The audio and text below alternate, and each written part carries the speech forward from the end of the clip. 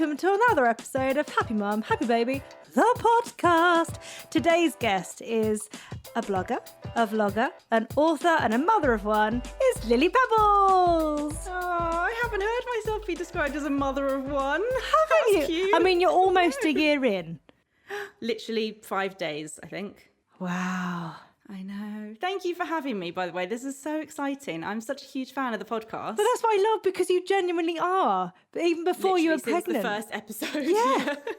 But I just love that, because, you know, people talk about who listens to the podcast and if it's just mums and actually it's not just mums, and you're a massive, well, you show that.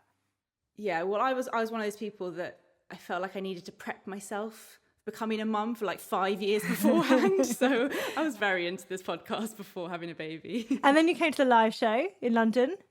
Yes. Oh my God, I forgot about that. I did with my friends. That was so nice. Yeah. I loved it. Yeah. I love the fact that you've come along and you know Super fan. exactly what this is all about. No, I love it. You must feel prepped to do the podcast. I imagine that you could just do a monologue right now and I don't even have to ask any questions. No, do you know what? You say that. I'm quite nervous. Are you? I feel like it's all been a bit of a blur. Like I've spent today trying to like remind myself. Like I keep quizzing Rich, like what happened in week 1? Because it all is a bit of a blur, really. So I don't know. Let's see what happens, I guess. There's no right questions, whatever comes out your mouth. I always think as well, though, with podcasts and interviews, it kind of depends how I'm feeling that day. So if you ask me the same question a different day, and I might give you a different answer. Yeah, definitely. So and I always finish thinking, oh, I wish I'd said that. I know. But I think that is also a mum thing now for me, because I generally leave everywhere not having finished a conversation. So I'm kind of like, God. or, you know, or I'm leaving and they're going to think that, but actually I was leading to that, and, you know, overthinking myself. So, Lily, what was your childhood like? I was very lucky. I had a really lovely childhood, full of like music and a bit of travel. And I'm the youngest of 3 girls. My sisters are 10 and 7 years older than me. Oh, wow. So I was very much a mistake. My mum says a happy mistake. She literally admits it. So there was quite a big age gap, which I think was actually quite nice. And my sisters are so furious with my mum for having another baby that they were given the job of choosing my middle name, which is why I'm called Lily Pebbles after the Flintstones. Oh my gosh, I didn't realise that was your middle name. I love it. Yeah, because they were 7 and 10. So yeah. Little did they know females. that was actually going to, you know, help you in all sorts of ways. Yeah, they know about it now. They're like, oh, thank you to us. So were you a close family? Yeah, really close. But it's funny, we're really not like a touchy-feely, say I love you type family, but we speak every day. Our family WhatsApp group is like on fire, like every day, and we see each other like all week. So yes, very close, but my sisters are all, like, they clash a lot, so I'm very much like the peacemaker in the family. Yeah. Sisters. Yeah. Exactly. That's really funny. I met though. her, she's lovely. Oh, she'll love that. It's so funny though, because my family, I guess we've got a family WhatsApp group, but it's fairly tame, and we speak once a week all together now because of the, you know, the way the world is. We all have a Zoom chat where we literally just talk about what we're eating that day. That is the main chat. But when we're together, it's very touchy-feely. It's all I love you. It's all, so it's funny how you are constantly talking all the time, but not that way, whereas we're the exact opposite. I think my like dad, I can't even remember now what it was about. My dad once said like, you've done well, quite proud. And I was like, oh my God, like, because we just don't do that in my family. We're just not, I don't know, we're not like that. Yeah. We just know it, like, we know we love each other and we are so there for each other. And we, like, me and my sisters all live in the same area. We're so close. We see each other all the time, but we're just not like huggy. Yeah. We don't say it. It's funny. That's really interesting. Maybe we're very English. You're very Italian. That's true. Did you ever think like ahead, and did you think about what it would be like to be a mum when you were younger? Did you want a family? It's funny because the question I get the most from like my viewers is, how did you know you wanted to have kids? And it's just not something I ever like considered. Really? I just knew I was going to have kids, and I don't know why I never thought about it. Obviously, because I have older sisters, they've got 5 kids between them. So I was an auntie 5 times before having my own. So I just knew. But for me, it was always like a logistics thing. I wanted to have a baby when I was so like naive about it. Like I really thought that you just like decide one day and you have a baby. Like I want to have it when I like got my first house, or, you know, when I thought the time was right. And I used to think I'd be like 27. But when I was 27, I was still living at home with my parents. So that didn't happen. But I always knew I was going to have kids. Yeah, definitely. Had you met Rich by the time you were 27? Yeah, we met when we were 19 on the first day of uni. Oh my gosh, I didn't know this about you. We met on the day where we were signing in.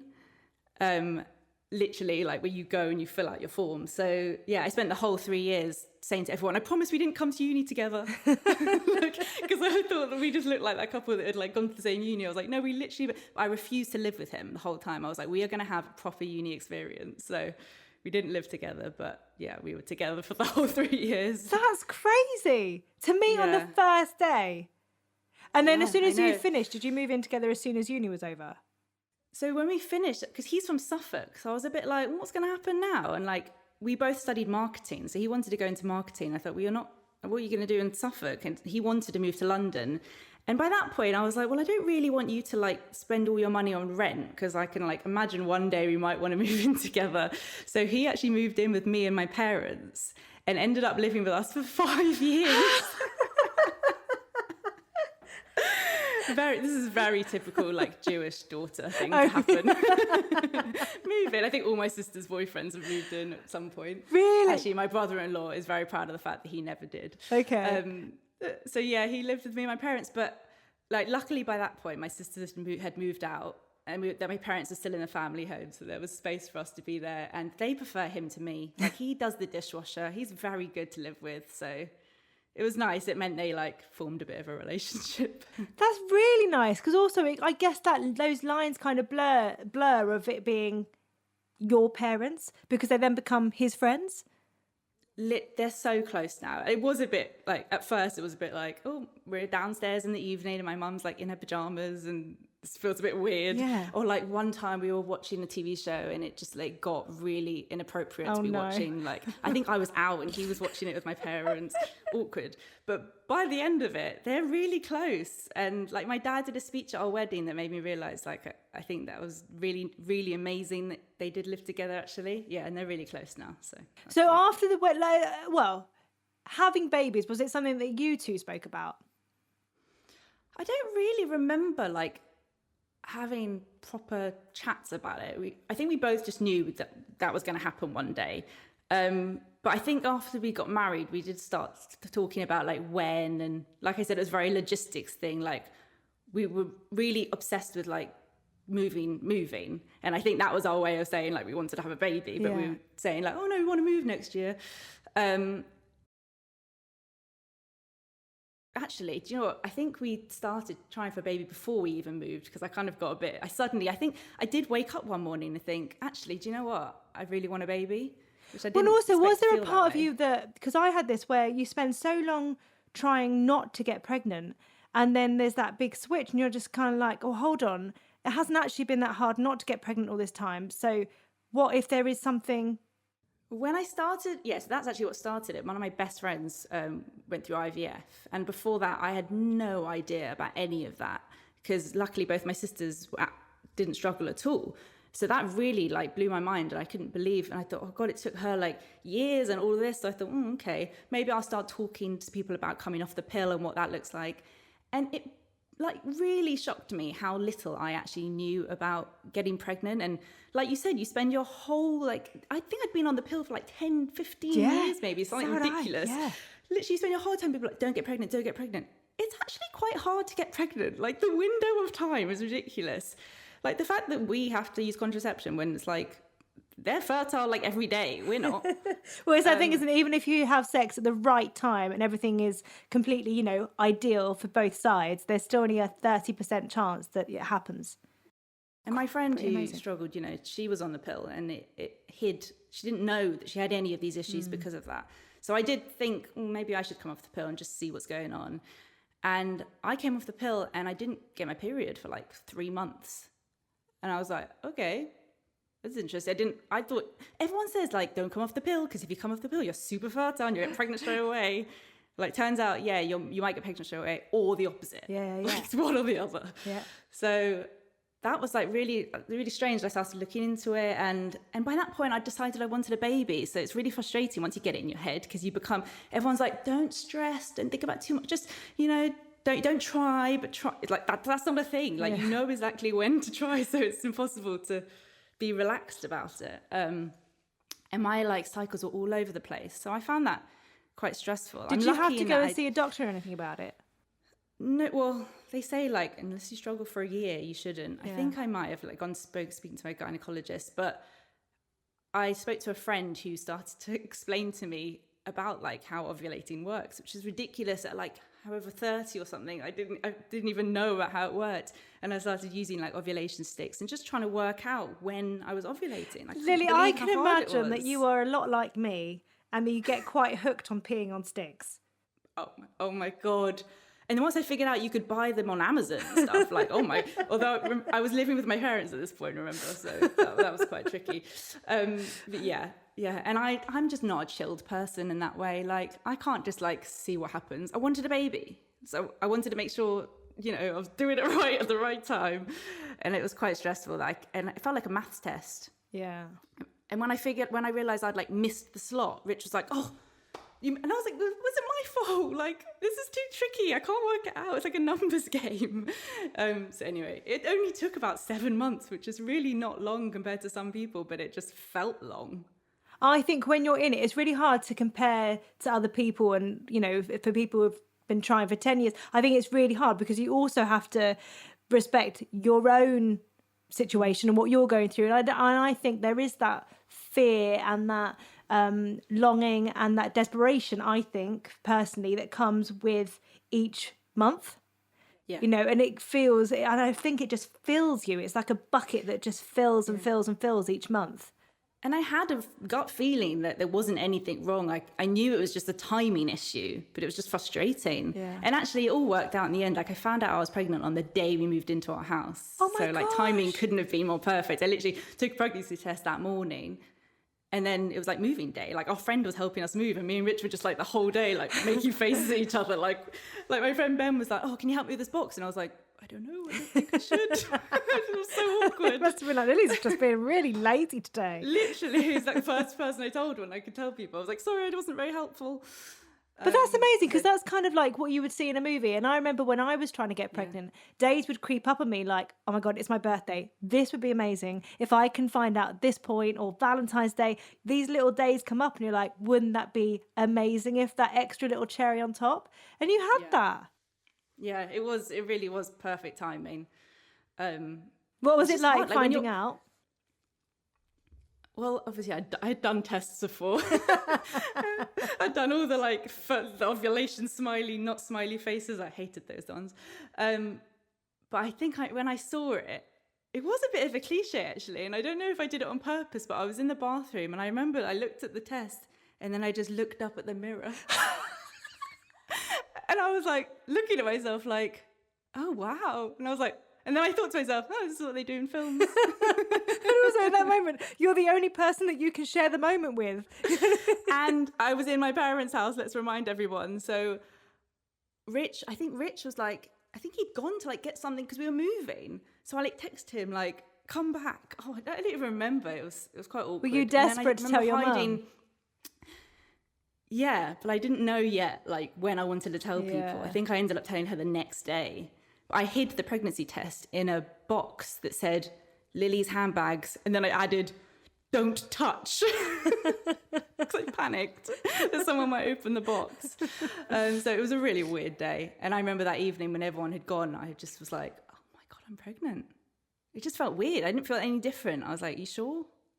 Yeah. It kind of creeps up on you, I think, when you first get pregnant, those different sort of twinges and feelings that come over you. I think it kind of, for me it did, it crept up.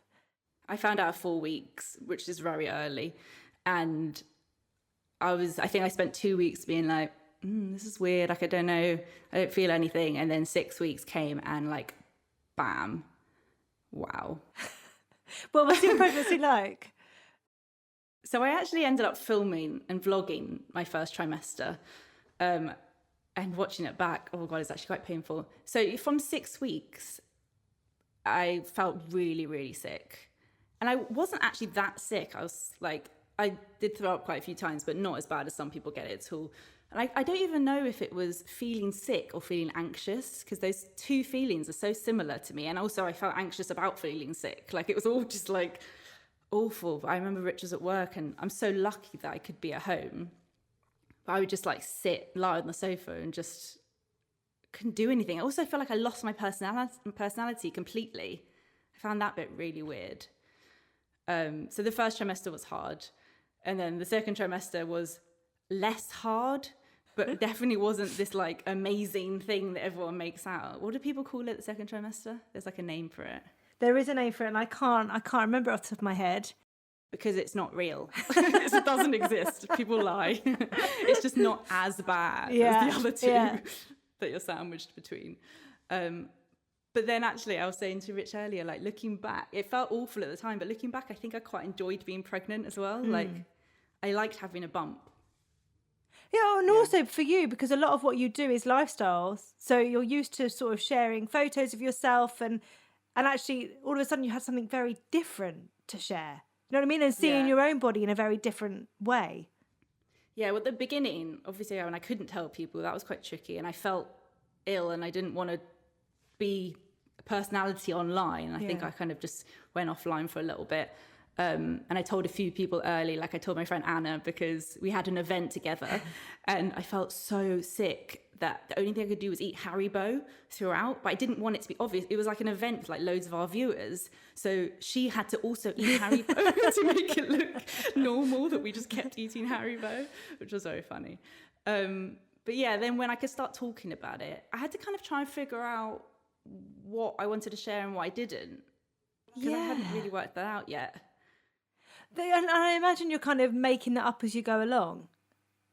Yeah, well, I spent like a good 5-6 years before getting pregnant really worrying about that and how it was going to affect my work and what would I share and what would I not share and what would that mean? Because this hasn't been going for long enough. So we haven't seen anyone like 10 years later, like what that looks like. There aren't many people that I compare myself to and to be like, oh, I want to do it like she's done it.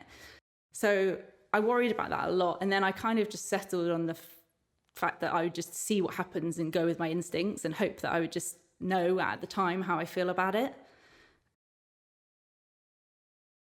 I actually think I shared more than I thought I would about the pregnancy. Really?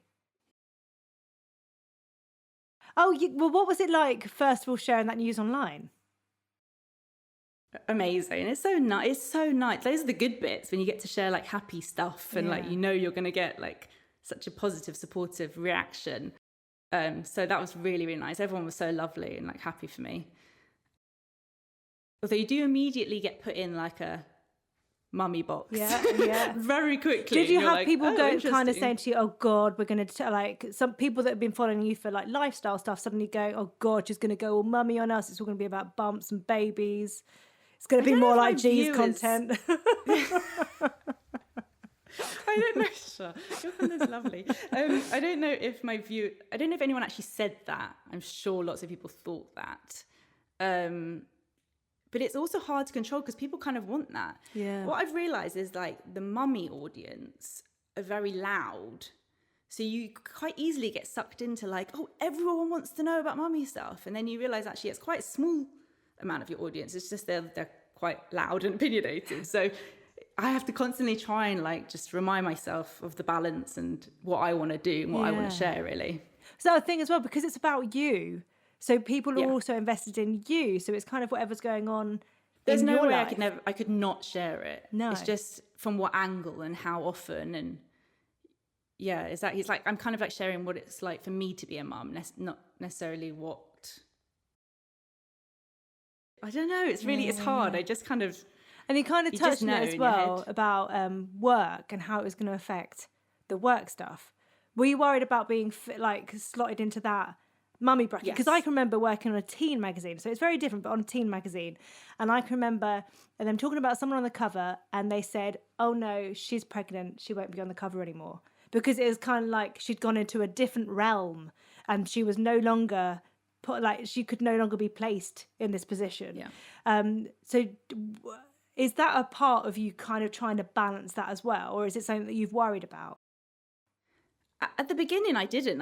I was actually quite naive, and I didn't even really think about how like the brands I work with might react. Yeah. But I 100%, there were lots of brands that suddenly stopped working with me. And maybe with fashion, it's kind of fair enough. If they don't do a maternity line, they don't really know I'll how fit to work into that with dress. you. I'll fit Yeah. into it.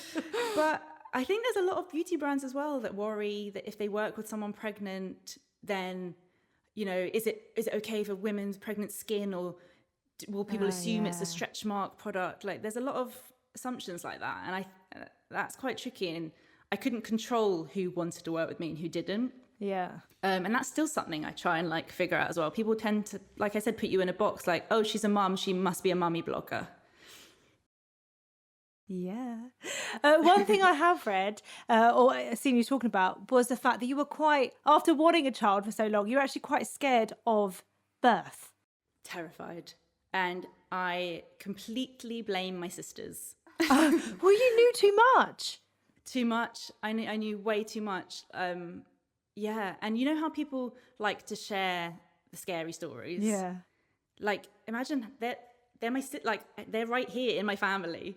And so they've got 5 kids between them. So that's 5 different birth scenarios that I knew. And the first one, my sister Jojo, she's actually the younger one. She had her first when I was at uni. And I like went to the hospital and I saw the like red light flash and all the doctors run in. And I remember I had to like go in the waiting room and have a Coke because I felt a bit faint. So like that wasn't a good introduction to like what, I mean, and it wasn't even that bad, but it just felt like really traumatic for someone that knew nothing about giving birth. And then like the aftermath and like, oh, I won't share. It's her stuff. Sorry, Jojo. Sorry, Jojo. So yeah, I definitely knew. I mean, it's funny. I say I knew too much. Like I knew nothing in reality, but I only knew the scary stuff, really. Yeah. And also, I wonder if also there's that thing about siblings where you do overshare, because there is that the barriers are completely down. But then there's also that other part that kind of enjoys telling your siblings the gory stuff to kind of almost shock them a little bit. Yeah, definitely. You wait till it's your turn. Yeah. So I was terrified until I got pregnant. Like, I'm not joking. I think I spent 10 years I would just put it off in my brain because I was like, I'm too scared. I was obsessively watching One Born every minute. Like, I was obsessed with those sort of programs. And when my friends had babies, I wanted to know every detail. And then I got pregnant, and actually I suddenly wasn't it's weird. I don't know why that happened. I wasn't as scared anymore. And then I started looking into like hypnobirthing, and like it completely changed everything for me. Mm-hmm. I'm still so surprised at like how it completely flipped everything. Like I did Positive Birthing Company. Yeah, with Siobhan, who's lovely. Siobhan, yeah, amazing. And I'm so not that person. Like, I'm a really cynical, sarcastic, negative person. But that's the thing, isn't it? Because people think it's quite a hippie-ish type thing to be doing, and it's absolutely not at all. Literally, the breathing bit is just one tiny bit of it. Yeah. Like, it's so not... Most of it's just about science and learning what giving birth means, which is something we should learn in school, but we don't really. Yeah. And I was just fascinated by that part. And also... I found it so important for teaching Rich how he can support me, because we're very supportive, like as a couple, but he didn't really know, like he was like, oh, I don't really know my place here. And it just totally taught him. Well, and men are kind of mocked quite a lot in those sort of scenarios because they can't do anything. They don't know what they're doing. You know, they're usually pictured fainting or whatever. And actually the thing with hypnobirthing is it does give them a role. It literally gave us both like tools it gave us confidence to go into the hospital and kind of know what our options are and what to expect. And also everyone makes fun of the birth plan, but it doesn't tell you that to make a birth plan, that's what's going to happen. It just encourages you to think about what you would like. And then it tells you options of, if that doesn't go to plan, here are your other options. Oh, I just thought it was so brilliant. I'm so like pro hypnobirthing, which I'm sure I would have made fun of it at some point in my life. Like, it's so crazy. But I just make all my friends do it. But that's the thing. So I remember being pregnant first time around and announcing it, and 3 different friends who were completely different all told me about it. And I was a bit like, oh God, come on. Like, what is this? What is it? And then looking into it more and being a bit like, oh, and then kind of going to Tom quite nervously about it and kind of going, oh, I found this, not knowing what he was going to make of it. But it is brilliant. I also had a few friends who had had babies before, and I noticed that the ones who had kind of gone first and didn't really know what to expect had slightly more like a traumatic experience and looked back at it and gone, oh, I wish I'd done that, or I wish I'd done that. And then it just felt like the more knowledge you have, the smoother it went, maybe. And you're someone who does like to prepare. I'm a control freak, you can say. So did you feel, as your due date approached, did you feel more and more prepared? Yeah, I really feel like the hypnobirthing really helped me. I didn't feel scared, and I thought I would, and I really didn't feel scared. I actually felt excited, which is just the most bizarre. I remember saying at the time, like, I feel really excited, and that's so weird. Yeah. Although I have to say, when that first contraction happened, it kind of all went a bit like mental. And I was like, wait a minute, I'm not as calm as I should have been. breathe, you're fine. I think it's because that's probably the only part of hypnobirthing that didn't work out for me, is that it's very much about stay at home for as long as possible. And I didn't feel safe at home. As soon as it all started, I wanted to get to the hospital, and I felt really panicked at home. And actually, the minute I got to hospital and was in that room, I calmed down. So now I know for next time that I'm obviously just not the sort of person that can do home births or anything like that. Well, it's that thing. So a lot of people have kind of said to me when in the different pregnancies, oh, what about a home birth? And for me, I think it depends how you feel about hospitals. In my head, you go to hospital to be looked after, to be cared for. So it is a safe place in my head. Yeah. So I'm exactly the same as you. And when it came to third time around, I was like, I'd love a home birth, but I know I'm safe in hospital and I feel relaxed there. Yeah, I literally was like, I'm going to stay at home for as long as possible, pass me the TENS machine, and then it must have been like an hour in, and I was like, get me to hospital. And I felt much better once I was there. How was your labour? It was good. I look back at it as a positive experience, and I ended up with a C-section. So I think some people who haven't had babies are a bit like, really? Because they just think C-section must have been a disaster. But I think it was a really positive experience. I did like 10 hours in the pool, which is ridiculous.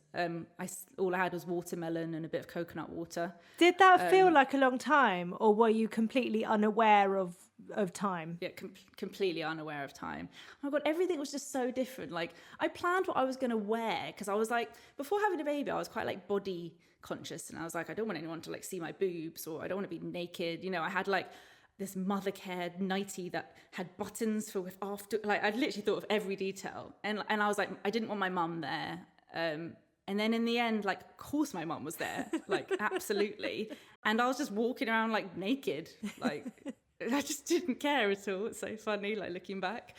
No, it didn't feel like 10 hours, but I really liked being in the pool. And I was born in the bath in the 80s, which was like unheard of, so I really wanted to give birth in the pool, but also I was like, whatever happens, happens.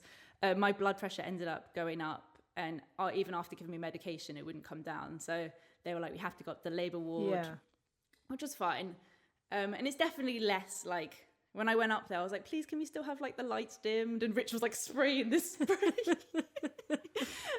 But it did help. It felt ridiculous, but it did help. Did they let you dim the lights? Yeah, the midwives up there are a bit more like, okay, God, one of those come up from the birthing pool, but they were nice, and it did help. And I pushed for so long. I got all the way to 10 centimeters, and then they realised that she was back to back. Right. And they were like, she's never going to come out, no matter how long you push for.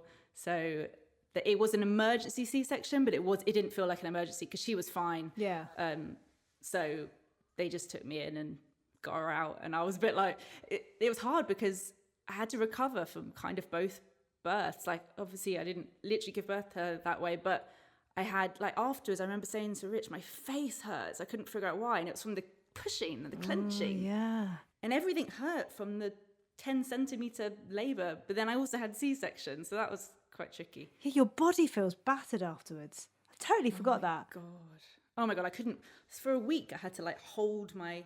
Did you have any C-sections? No.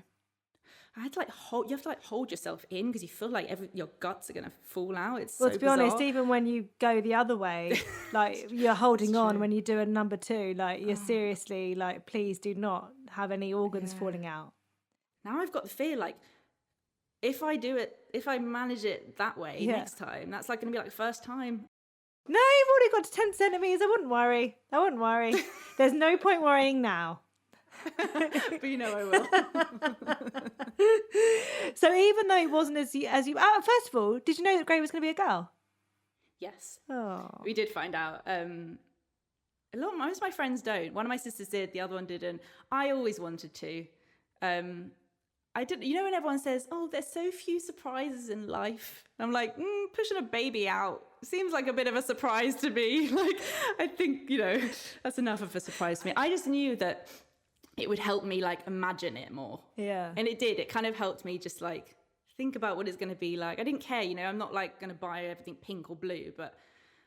And also, I just didn't want people guessing for the whole 9 months. That was really annoying me. Like, oh, it's definitely a boy. Like, that really annoys I've got to me say, when that people is do the most annoying thing ever when people are like just looking at you and sizing you up and you're just like, shut up. At least you could say, I was so actually, tempted it's a to girl. let people do that and then be like, yeah, I actually know it was a girl. So yeah, we did find out. My mum's one of those people, and I know my mum listens to all of these, but she does that thing where she's like, I'm telling you, 100% that is a boy. 100%.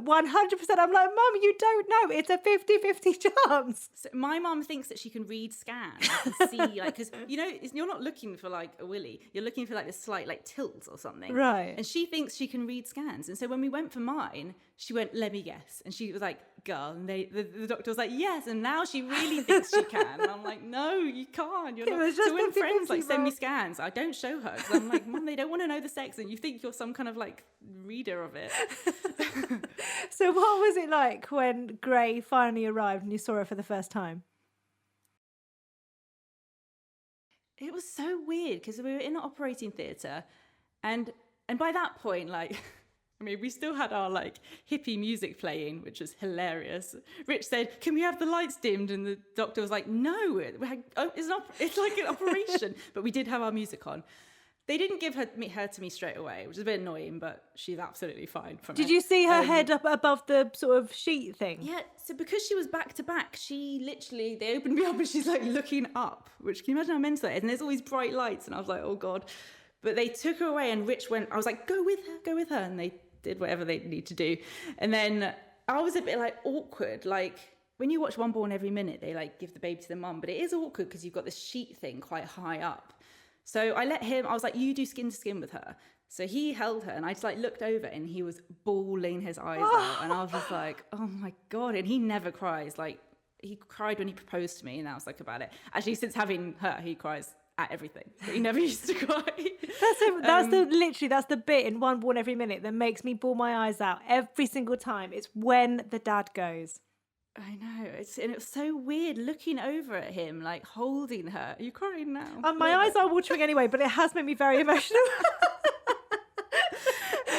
He's holding her crying and I was like, whoa, this is so surreal. Like, Rich as a dad. Like, I remember thinking that. And then they gave her to me and she was crying.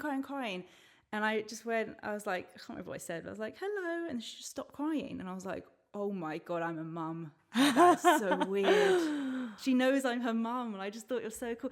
I just couldn't stop smiling. Yeah. I wasn't crying. He was crying. And I was just like, this is so crazy. And then they like wheeled us back to the room. And I said to my mum, I was like, do you want to know her name? She was like, okay. I think she knew it was going to be something weird. And I was like, Gray. And she went, And that was the highlight of the day, I thought. Me and Rich still laugh about it now. Have you spoken to her about it since? Oh, yeah, every week after, I was like, are you used to it yet? And she's like, a little bit. My grandma was like, Gray, it's such a sad colour. Couldn't it have been like pink? I'm like, no, her name's not pink. But seriously, it's like not the weirdest name in my family. So me and my sisters like to pick strange names for our kids. I don't know what you're talking about. I don't. I just pick straight, like, standard names. I can remember saying to a neighbour, because they'd asked what we had, like, name-wise, and I told them a few, and he was like, oh, okay. I was like, yeah, okay. My parents called me Pebbles. Like, it's their fault. They started this. I don't know what they were expecting. So what was it like when you finally got to hold Gray properly? And did you feel that instant bond? I always think, because I don't remember not feeling it. Yeah. I don't remember feeling like overwhelmed with it. I just remember feeling like this is quite normal and it's nice and she's cute and it's mental. And I was just like, I was on such a high from like, that was so crazy. I was really like happy.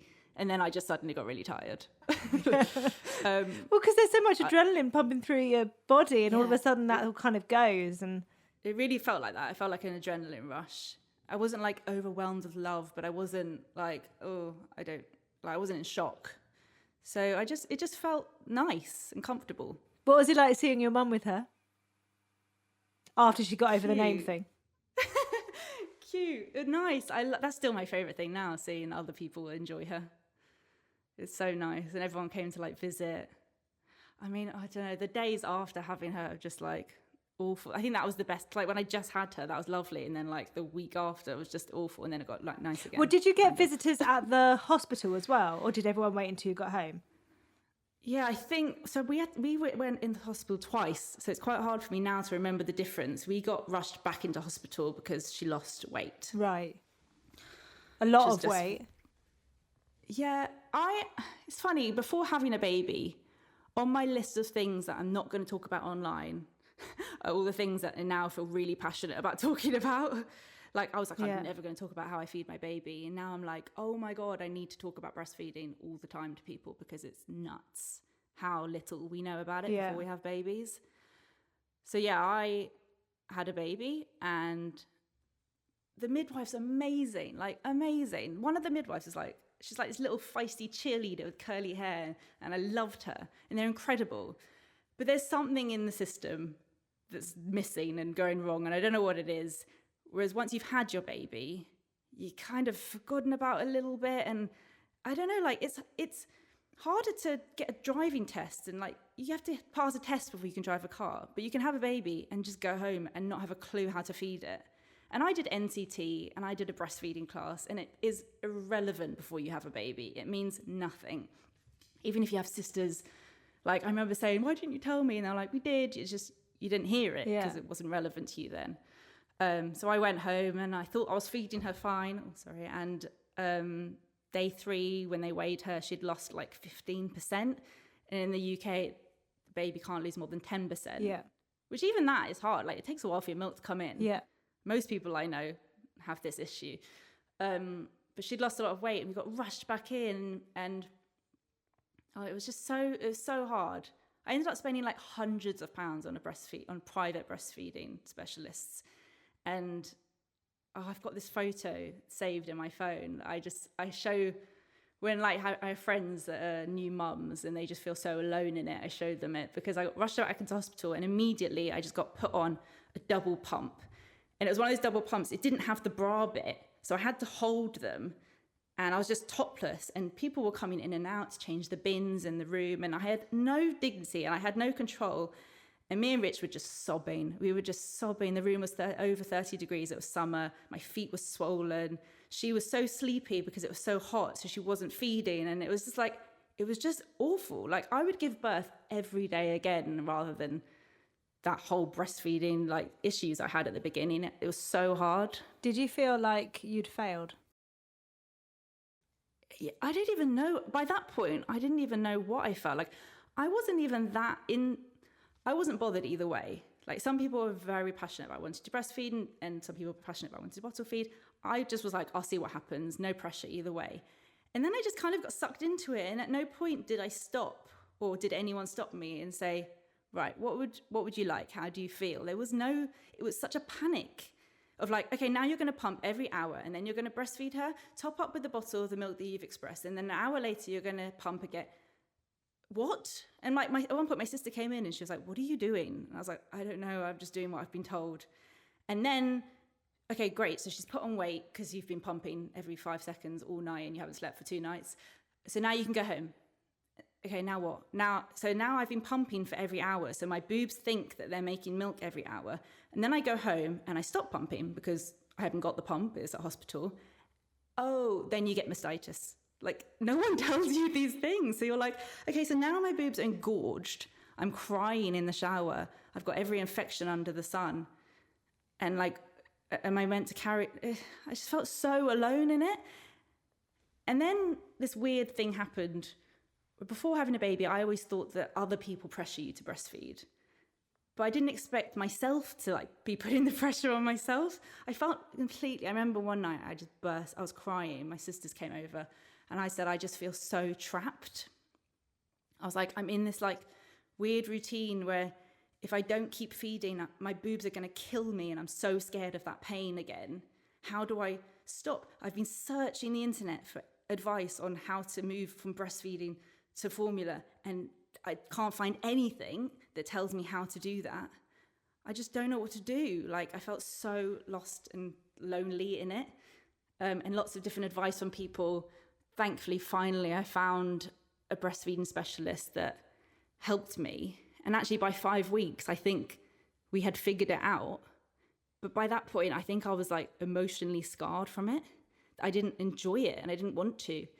And I remember saying to my sister, oh, but everyone keeps saying it's so much easier. Like, we're going on holiday in August. That was 3 months later. And everyone keeps telling me that it's so much easier to breastfeed on the plane. Like, I think I should keep going because everyone keeps telling me it's easier. And she's like, Lily, it is easier in a way, but bottle feeding isn't that hard. And she was like, and also some of the things, you know, like she said, I found it so easy to breastfeed for a year, but I still woke up every morning and I stunk of off milk. Yeah. Like, there's still hard bits, even when it's easy. Yeah. Like, everything has, like, it doesn't matter. Bottle feeding can be easy too. And this amazing breastfeeding specialist also helped me figure out how to transition onto bottles, which I really appreciated because she didn't have to do that. She's a breastfeeding specialist. And that's what I needed. I needed her to explain to me how to do it so that it wouldn't hurt. But also that her helping you in that way would have made you see that you have not failed.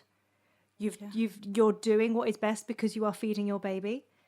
You know what I mean? I knew that. Like, I knew that fed is best, and I knew all of that information.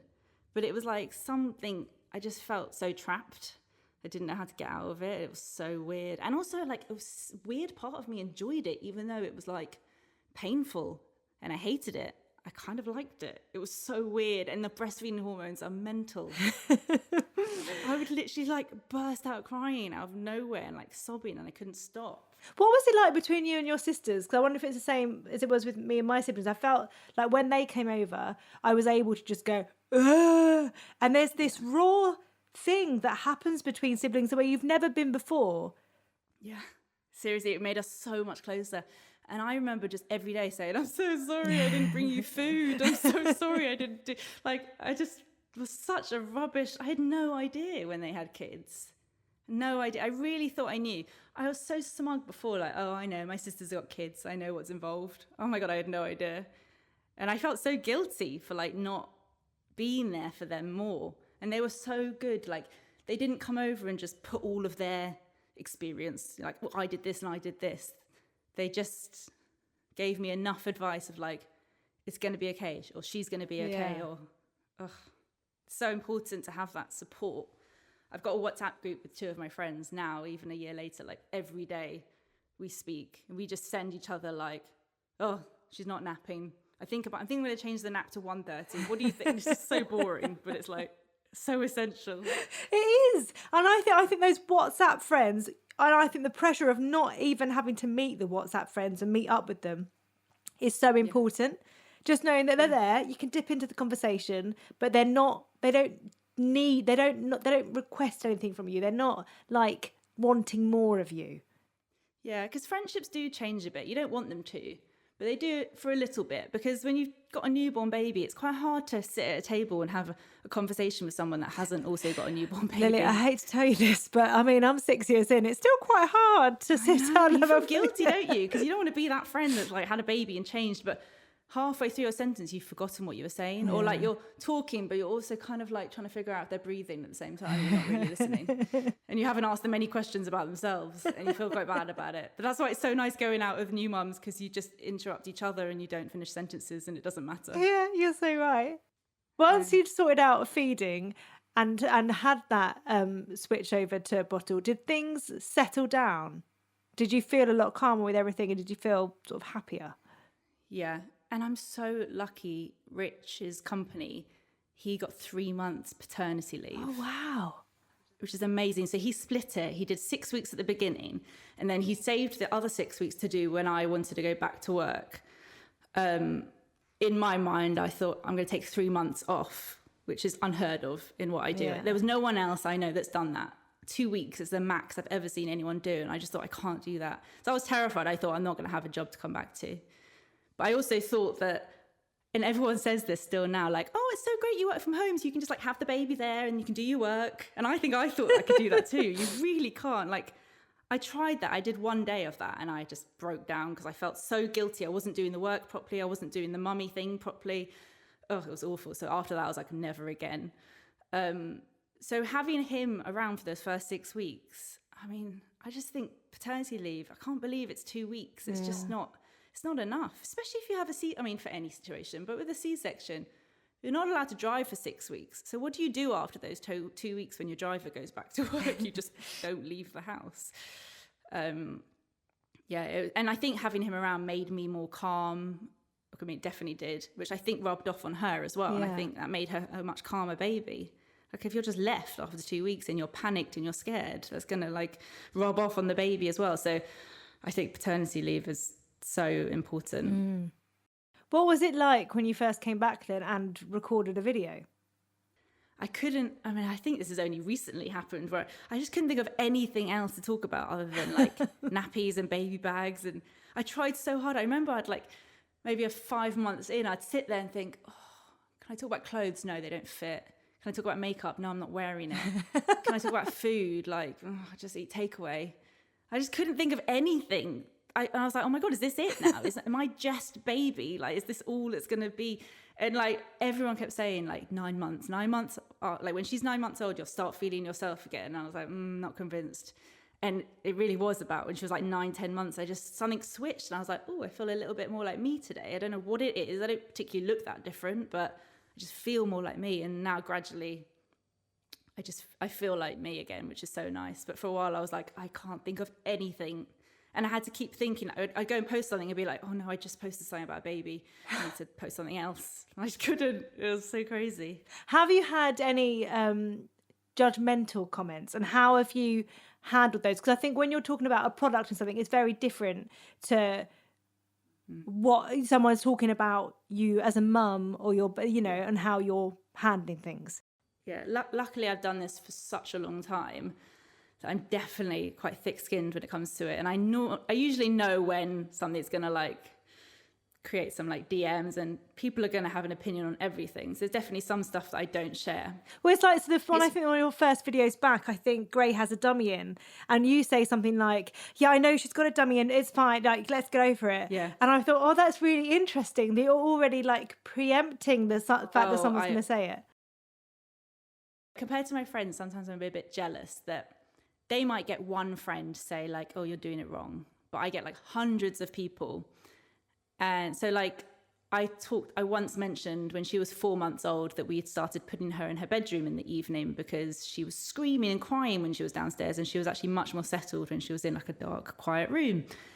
And someone messaged me saying, if your baby sleeps in a room that's separate to you and they can't hear your breathing, they'll stop breathing. And I know that it comes from a place of like love, like, and I even find this now as a mum, it's so hard not to project your own fears and your own experience onto like, when my friends have babies, I have to really try not to say like, make sure they don't lose weight because they get rushed into my closet or the pump and like project it all onto them. So I know how it feels, and especially now. But at the time I was like, you've just sent me a message saying that my baby's going to die. And that's really horrible. Like, think about how I am as a new mum. So there's only been a few occasions. Like I posted once when she was in a sling and I got loads of messages saying like, she's in the sling wrong. Her knees should be above her pelvis. It should be in the M position. And like, it's quite helpful, but like, it's constant. Like, I'm constantly being educated by hundreds of people, which is quite intense. And it's to be honest, that made me stop wearing a sling. Well, because I was just worried all the time then. And I was like, but you overthink it too much. And what about your friend Sally down the road who isn't on Instagram? Her baby's been in a sling for like 9 months. I mean, no one's doing a Ryan Reynolds, so we're all fine. Do you remember that photo? Oh my God, where the baby's legs aren't in like a M or a W at all. They're literally just straight. But like, who knew about the M thing? I feel like I'm just constantly learning everything there is to know about everything, which is a good thing as well. But I'm like, I messaged my friends. I'm like, did you know that the position has to be in an M? They're like, no. I'm like, oh, no. I'm just. See, that's the thing, isn't it? It's that difference between informing someone in a helpful way and kind of going, you're doing it wrong. And I'm so lucky. I've got such a nice audience. And I think because it's been such a slow, gradual growth and like it's a real community, that 95% of them are lovely. And if someone phrases it slightly wrong and they're a bit judgy, I think I'm like old enough now, wise enough, been on the internet for long enough that I'm just like, whatever. If something really upsets me, I just tell Rich. We talk about it for about 10 minutes and then that's it. Yeah. So being so prepared, and did you have loads of different opinions also thrown into the mix that kind of confused you? Because I was someone, I love reading all the books about everything. And then different people give you advice, but it's all kind of jarring with each other. And you kind of get a bit lost at some point. You kind of go, oh, what should I be doing? Yeah, I didn't read books because I know so many people with babies, sisters and friends. I thought, there's going to be enough people. Like, that's what I found when we were shopping for baby stuff. I'd ask people, what mattress did you buy for the cot? And one of my friends would say, we bought this organic bamboo one for £300. And my sisters would say, we bought the Mothercare one for £100. So I'd go, okay, I'll get the one for 180. Like, I just go in the middle. I'm that person. I love to like ask people. I find it hard to make decisions by myself, so I'm constantly asking people's opinions. Rich hates it. He's like, your whole family are like giving opinions. I'm like, what should? He gets really overwhelmed. I'm like, who cares? Just like listen to the opinions and then decide what you want to do with them. I'm quite good at that. But there is a lot. And when those times where I was quite hormonal and the feeding and stuff, it does get a bit like, but if I go to bottles, then that person said when their baby or that person, and you have to remember that every baby is so different. Yeah. And I've definitely learned that now, like Gray is her own person. So yeah, but then me and my friends still WhatsApp all the time, sharing advice on naps and feeding and stuff. I quite like the opinions. Well, yeah, I think it's having opinions and knowing that everyone is just doing what's right for them and that it doesn't mean anything if you're doing something different. It just means that you've found a different way that works for you and your baby. It doesn't mean that your friend is there going, well, I do this and you're wrong. That's not happening. Yeah, exactly. Yeah. That's what I was going to say there. How has having Gray affected yours and Rich's relationship? It's made us so much closer. It really has. And like, I feel like we laugh like every day now. We weren't that, like, we've been together for a long time, but we weren't that like coupley before. Yeah. Like we'd always choose to go on holiday with other people instead of just us. Or like we loved going out for lunch with friends. But I feel like Gray has like really taught us how to enjoy time together. And like now it's just us three, and like especially now in like lockdown, we've really like learned how to just enjoy being at home together. And we've like bonded over her even more. And he's such a good dad. Like after I gave birth, I bought him a present. I bought him a coffee machine. Like I was just like, you were amazing. I couldn't stop talking about how great he was, which I really thought that I was going to be like, oh, I'm amazing. But I was just so proud of like how amazing he was, and he's such an amazing dad. So it's definitely brought us closer, which is so nice. I'm so gushy now. I used to be so like cynical about everything, and now I'm like, life's great. What was it like? We haven't talked about weaning that much, actually, I don't think, on the podcast. What was it like giving food? I've got to say, I love this phase of like those discoveries of food and everything going on the floor, and it's an absolute mess, but just going with it. Yeah, one of my best friends literally started weaning her baby today. She sent us a video. It's so cute. I was excited, again, getting all the opinions from all my friends who had done it before. What did you do? Did you do baby led or did you do spoon? Or a bit of both. It's so funny because you just like you plan for it and then you forget that they're not robots. Like I was like, right, I got all the puree stuff and I had the little nook things and I pureed every vegetable under the sun. And she just was like, she had no interest in puree. She just wanted to do it all herself. And I was like, oh God, I feel like a lot of people do baby led because they want to. Like I was forced into it. I didn't want to do it. She wanted to do it.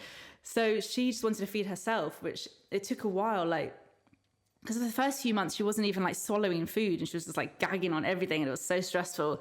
And then once she actually figured out how to swallow the food, she started to really enjoy it. And she's an amazing eater now. Like she eats everything. It's crazy. It's really fun. She's got me really into cooking actually. Really? Like I never used to be that into it. And how do you do it? Do you cook it for all three of you or do you cook her something completely different? Well, the food that I make her, we could definitely eat. But I haven't really worked out like timings wise how to do that because she eats early and then we tend to batch cook for her because then we don't really have to, like when we're not in lockdown in normal life, Rich works part-time now. Yeah. That's something he ended up doing. So we found it easier to just know like, oh, tomorrow she's going to eat this and get it out of the freezer. Especially for him on like his days, he'd like just get it out the night before. So we tend to batch cook her food and keep it in the freezer. But she's so easy now. She's getting older. I know that I can just look in the fridge and probably make something for her. Yeah, like she had like fish curry today. She eats better than us. That's so good. Us. Yeah. So yeah, I really enjoyed it actually more than I thought. It was a bit stressful at first, like the whole choking versus gagging thing. That's another thing no one really warned me about. But once I started looking into it, you just grow in confidence, don't you? Yeah. And I think second time round, like now my friend's doing it the second time, I think it's more fun. You can look forward to it and not be scared of it. Are you looking forward to a second time? Is that something that you and Rich are already talking about? Or because I remember I got to 9 months and was like, hold it, if I had a baby now, that would be an 18-month age gap. And loads of my friends have 18 months. Like, what? I am not there. It's funny, it is something we're talking about because the same as me. My best friend was now pregnant with her second and I was like, I've just started feeling like me. Yes. And like in my head, I'm like, oh yeah, I think I'll probably have like a two and a half year age gap or something, hopefully. And then I'm like, I work out the timings. I'm like, wait. No, I just started feeling like me. Like I want to buy some nice dresses. And then I really want to have like at least 1 full year of like being able to like enjoy my work and my career. Like I love my job and I couldn't do it for like the whole time I was pregnant, pretty much. It was like a bit of a write-off. And then there was like a whole 10 months after having her. And like I'm now getting back into it and really starting to enjoy it. I can't get pregnant again. Like obviously it's such a privilege to get pregnant, but it's not fair. Like you do it. Yeah. It's that weird thing, isn't it? You know that it's going to shake everything up. Yeah. And it's just such a long time. Yeah. It's not just when you're pregnant. It's that bit afterwards. It's like a year or more out. So now, yeah, we do talk about it a lot. We're like, oh God, okay. But I'm not yet. I'm not ready.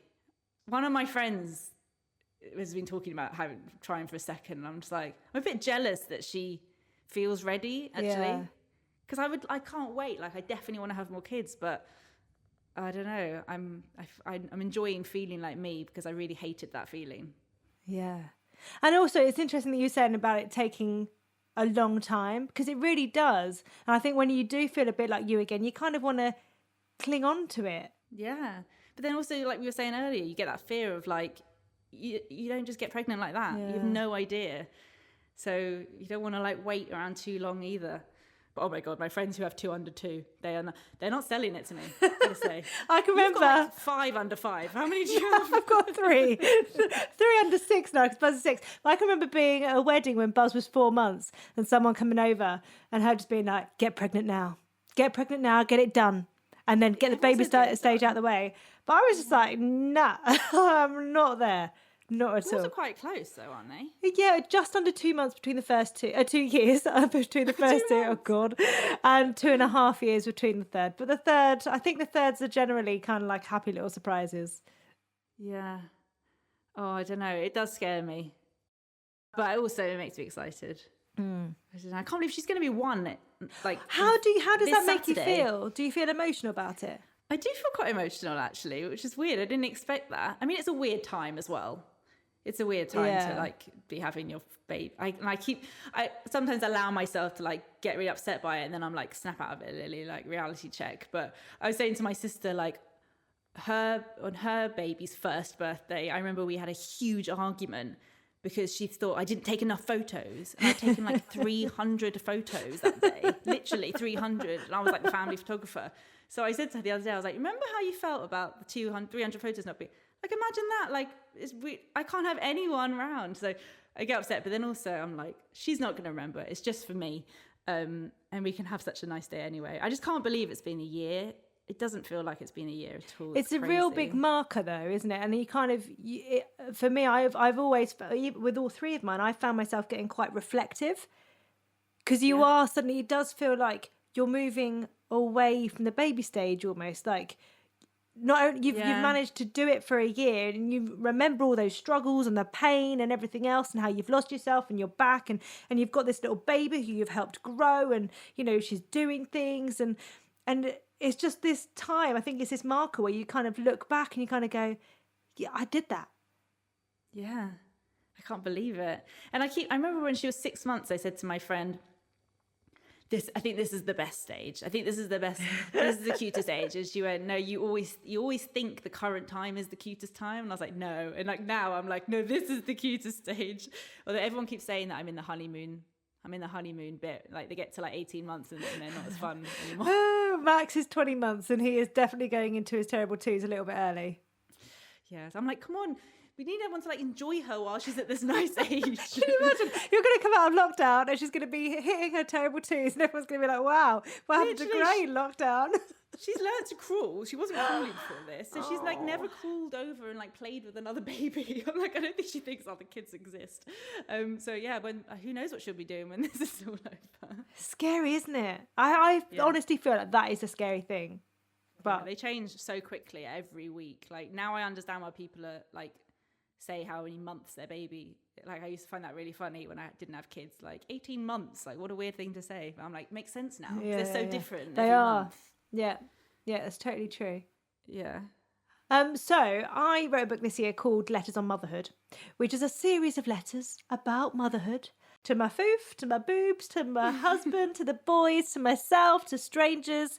If you could write a letter on motherhood, who would it be to and what would you say?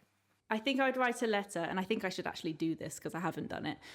I would write a letter to Gray if she chooses to ever get pregnant, and if she can, for her to read in her first trimester from me. Because as great as mums are, by the time your daughter's pregnant, it's been a long time since you've been pregnant. And I think you forget a lot of the things. So if I wrote it now while it's fresh in my memory, I think it'd be amazing to read a letter from your mum talking about how she felt when she was pregnant with you, because you feel so lonely, especially at the beginning when you haven't really told anyone.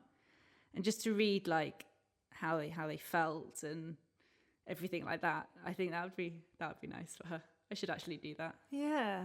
Were you nervous at all in that first trimester? Yeah. It's funny because even though I'd never had any reason to be, every time I went to the toilet and wiped myself, I checked. I was quite nervous actually. Yeah. But I told people, and I just told some friends. None of my friends had done that. That really wasn't the done thing in my friendship group. But I really felt like I wanted to. And I remember talking to Rich about it, and I said, well, if God forbid, if something happened, we would tell those people anyway, and I'd need them for support. So let's just make this time easier for us and not pretend and not hide from stop seeing them. Let's just tell them. And it was really nice. I would definitely do that again. It's funny, isn't it? Because that's my main thing every time. It's like, but I need those people. I need them. I would have felt so, I already felt alone, but I would have felt even more alone. It was so nice, especially the friends who had been pregnant before. So yeah, I would definitely encourage people to do that. If it's someone you feel comfortable and you can trust, it makes it a lot easier. I love the fact that your letter would be to Gray in those early weeks where you first found out about her. I love that. Yeah. If you feel sick, there's nothing that's going to help. Sorry. I tried all the tricks. Well, and every episode finishes with you completing 3 sentences. Are you ready? I think so. Being a mum means... Okay, I'm going to have to credit my friend SJ because she said this one and she just hit the nail on the head. Being a mum means discussing the the consistency of poo. A lot more with my husband than I ever thought I would. It's all we talk about. I mean, it's starting to ease off, but there was a period of time where it's all we talked about. You start off by using the baby tracker and talking about how much poo they've got in their nappies, and then they start weaning and they stop pooing altogether, and then it's like, you're like, oh my God, day 15 and there's still no poo, and then it's like, she's screaming and she's pooing, and like, you celebrate. We high-fived once about a poo. Like, I mean, it's just all we talk about. I love that. Since having children, I have massively chilled out and become much more relaxed, happier person, less concerned with what everyone else is doing, no FOMO, and just enjoying being in the moment, being grateful for everything. And I'm happy when I see Gray with my friends and family, her enjoying them and them enjoying her, which is what I miss so much. Well, thank you so much for coming on the podcast. Thank you so much for having me. I'm so excited. I can't wait to listen to it. But you'll come off this call now and you'll be like, oh my God, what did I say? Seriously, I forgot this was recording the whole time. Absolutely terrified. Thank you so much. Me. Thank you.